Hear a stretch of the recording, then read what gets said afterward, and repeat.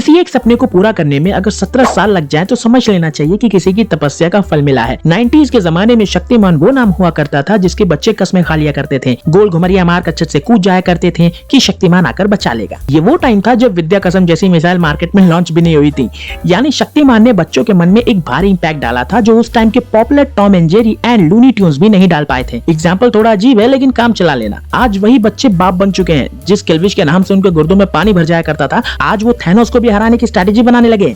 यानी दुनिया बदल चुकी है, वक्त बदल चुका है, हालात बदल चुके हैं, लेकिन जज्बात नहीं बदले, वो वही पुराने वाले हैं। इसीलिए शक्तिमान के अनाउंसमेंट के बाद पूरे सोशल मीडिया में एक ही बात चल रही है कि आखिर इस रोल में किसको कास्ट किया जाएगा। लेकिन सबसे बड़ा सवाल जो इस टाइम कोई नहीं पूछ रहा है वो ये है कि किल्विश के रोल में किसको कास्ट करेंगे। सब ये सजेशन देने में लगे हैं कि फला फला हीरो को शक्तिमान बना दो। भाई साहब वो बन जाएंगे, टेंशन मत लो। हमारे यहाँ हीरो की कमी नहीं है बल्कि विलेंस की कमी है। साउथ में जगपति बाबू, प्रकाश राज, आशीष विद्यार्थी जैसे कई विलेंस हैं जो जमाने से विलेंस के कैरेक्टर्स को जिंदा रखे हुए हैं, लेकिन बॉलीवुड में अनफॉर्चुनेटली ऐसा दिखाई नहीं देता है। अब देखो हमारी इंडस्ट्री में एक्टर्स कम और हीरो ज्यादा पाए जाते हैं। इस चक्कर में एक लंबे अरसे से हम विलेंस के लिए तरस गए हैं। ऑलरेडी एस्टैब्लिश्ड हीरोज ही अब विलेंस के रोल भी करने लगे हैं, जिसको वो एक चैलेंज बोलते हैं।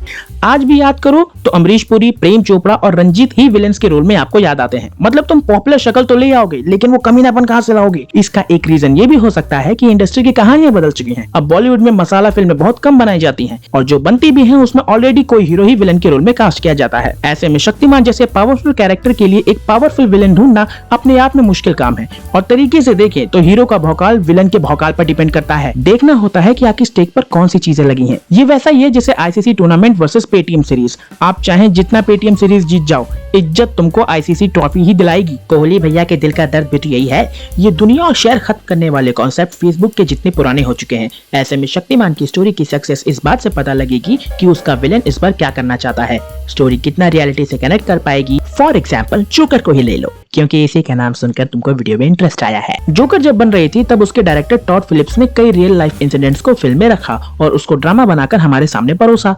फिल्म कई सारी सोशल इश्यूज को छूकर निकल गई और उस पर वॉकिन फिनिक्स की परफॉर्मेंस उन लोगों के मुंह बंद कर गई जो कहते थे कि हीथ लेजर से अच्छा कोई जोकर प्ले ही नहीं कर सकता। वो फिल्म हम पर इतना असर इसलिए डाल गई क्योंकि उसके सब्जेक्ट काफी रियल लाइफ पर बेस्ड थे।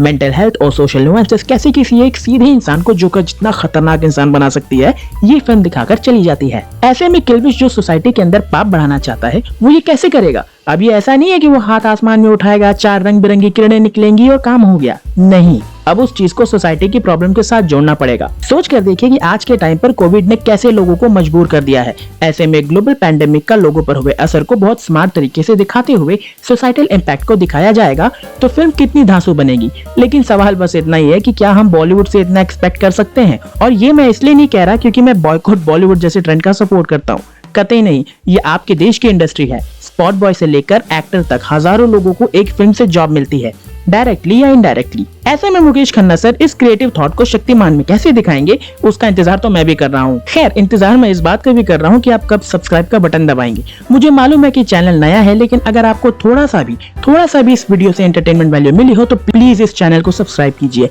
मैं आपको बिल्कुल भी डिसअपॉइंट नहीं करूंगा।